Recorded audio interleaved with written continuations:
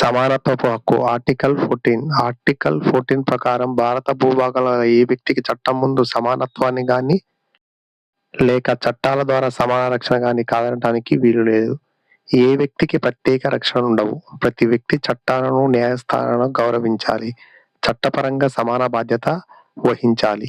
సమానత్వానికి మినహాయింపు భారతదేశంలో రాష్ట్రపతి, గవర్నర్లు, న్యాయమూర్తులు, విదేశీ రాయబారులు ప్రత్యేక సదుపాయాలను కలిగి ఉంటారు.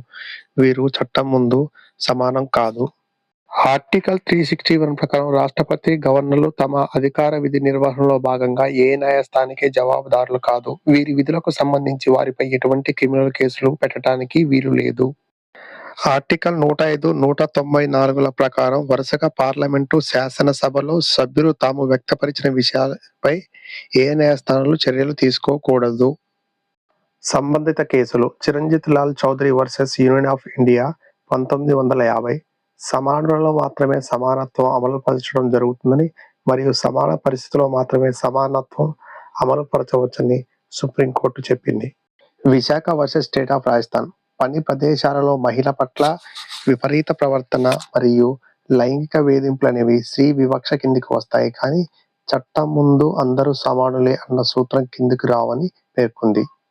అంతేకాకుండా పని ప్రదేశాలలో మహిళల పట్ల లైంగిక వేధింపులను నివారించడానికి సుప్రీంకోర్టు మార్గదర్శకాలను జారీ చేసింది.